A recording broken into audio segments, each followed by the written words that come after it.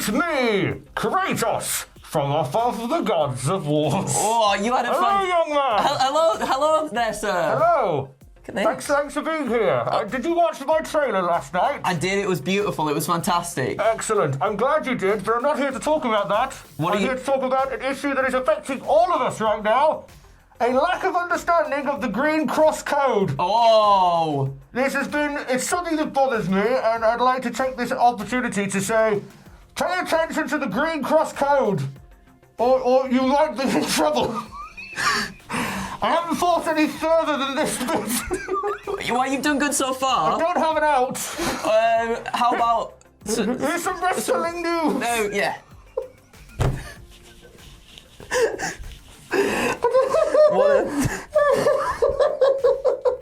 You know, you just see a prop and you just think... I'm going to use that today. I mean, that's the best one you could have picked, Tom. That's the best one you could have picked there. Leave all this in, Alice. Leave all this in. AEW Dynamite beats Raw in a key ratings demo. We have an update on the WWE Draft and the return of the King of the Ring. And a title match has been added to Extreme Rules 2021. We'll get to that in a bit. So last Wednesday's edition of Dynamite was a big one, wasn't it? Oh, it was wowzers. huge, Tom. It was huge. It was the Yay! What are you doing there? I don't know. Let's skip over that one. They're very lucky. Kenny Omega and Daniel Bryan, formerly Daniel Bryan, now Bryan Danielson, squaring off for the very first time. And not only was it a great night of wrestling to watch, but it was also a great night a lot of people watched. For the second time, no, actually, is this the first or the second time? This is the first time, the very first time that they've scored a massive win over Monday Night Raw in a key ratings demo. We're going to get to that in a moment. But the show averaged 1.319 million viewers on TNT, up 26% from the previous week. The second highest audience in the history of the show. The only other one it was behind was the first one in October 2019.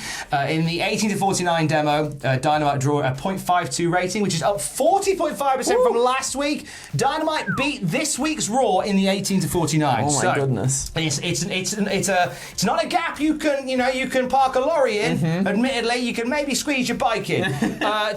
Raw did 678 in the 18 to 49. Dynamite did 681. Wow! Little squeak in there. Really little squeak in there. First on cable for the night on 1849 as well, and led the night on the 1834. Great night for Dynamite. Really great night for Dynamite, and to be expected with everything that happened at All Out. I think just the hype was all around AEW after that evening, and the debuts of Danielson and Cole as well. Like, I just feel like everybody wanted their eyes on that show, see what would happen. It was a big night for them, and we don't normally bring up a lot of ratings stuff, but we feel that's quite a crucial one to mention, because a lot of people are saying, when Dynamite is snapping at the heels of Raw and SmackDown, then maybe there'll be more attention paid to that show, and this could be the beginning of it. We'll have to see, because obviously there is a rating spike out of interest for all these names, and it's whether or not they can maintain that lift. Fingers crossed. We'll see. We'll see. I think everybody wins when wrestling does well. A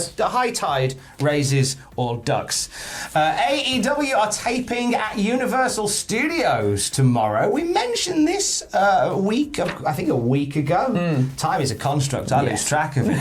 A week ago we mentioned that they'd be doing stuff at Universal in Orlando, and they start tomorrow. 2 sets of tapings of AEW Dark to give Dark a bit of a different feel. Are we happy about Dark at Universal? I am. I think it'll be nice. It's kind of shades of WCW doing different tapings. I think at different places as well, which I quite like the idea of that. And I think to give it a distinctly different feel is a good idea too. So it doesn't. I feel like Dark can sometimes get lost in the shuffle. I know I don't really watch it as often as I should, and there's still great matches on there. But if it's got a different feel, if it's got a different look, maybe that entices more people into watch. And I think when you've got a show called Dark Elevation as well, and they both look and feel so similar, like I wasn't quite sure how And I still wasn't until this announcement, like how these shows fall in terms of like the hierarchy of things, you know, because obviously with in my head, you know, I'm making comparisons to WWE shows because that's all we've ever had.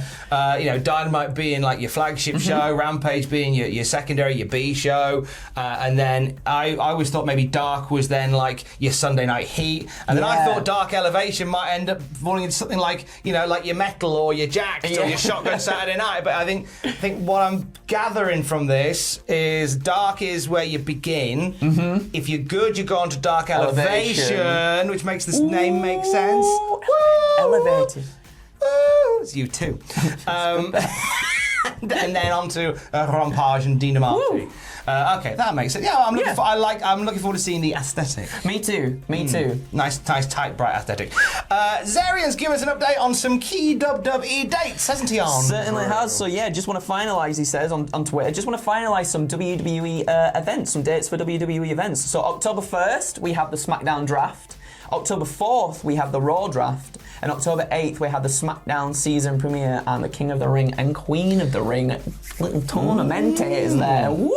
I think WWE is in definite need of a draft. Yeah, me too. I think we need to pull some people from SmackDown over to Raw just to shake it up a little tiny bit. What do you reckon? I'm trying to think who we put. I mean, I think you could really refresh Drew McIntyre and pop him onto SmackDown. That'd be nice. That'd be quite nice. Like seeing him over on SmackDown. In terms of moving from SmackDown to Raw, who we got near that top bit? I mean, Happy Corbin. Yeah. Give him a little bit of love on Raw. I feel like he's Deadpool though. I feel like he can just switch between if he wanted to. Anyway, he can float between the two brands. He just drifts between. It's him and Brock Lesnar are the only ones allowed. Yeah.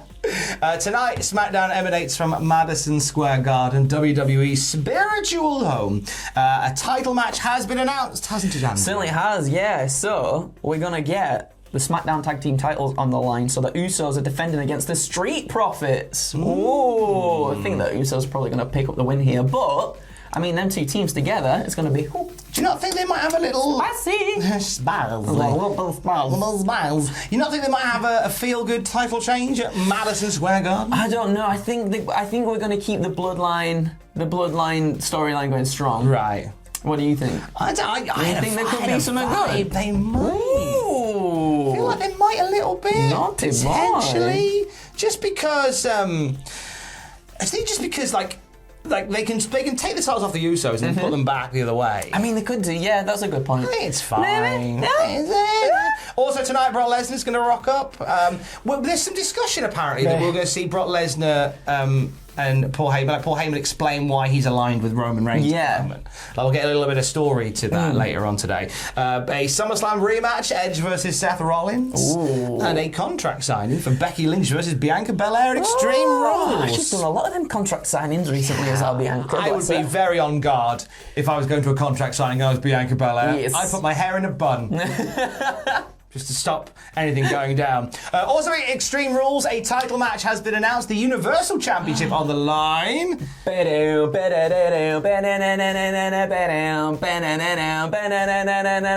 gun. That's right. Pow man. Jeff Hardy.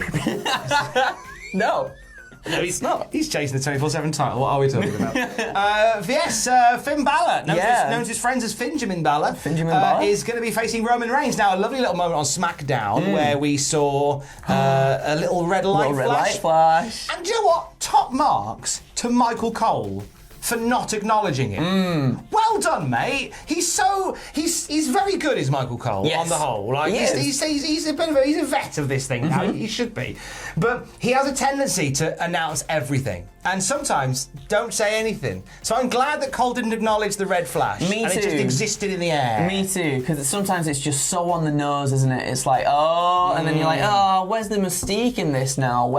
Because we like to speculate, don't we? And speculation is such a huge part of getting us excited, I think. And something like that doesn't need to be like, oh, that could be that. It's like, no, let us find out for ourselves. I asked Finn Balor. Did you? About a possible return for the Demon. Because you're best mates now, aren't you? We're busy mates now, me and Finn Balor. I had a lovely chat with Finn Balor. Also asked him how he feels about the Forbidden Door. Oh! His answer's going to excite a lot of people. You'll find out a little later today if you go to cultaholic.com and check out our YouTube channel. My busy mate, Finn Balor. More news as we get it throughout the day as well. Stay safe. Let's see if we haven't done this in a while, have we? We haven't. Keys. Love you, bye.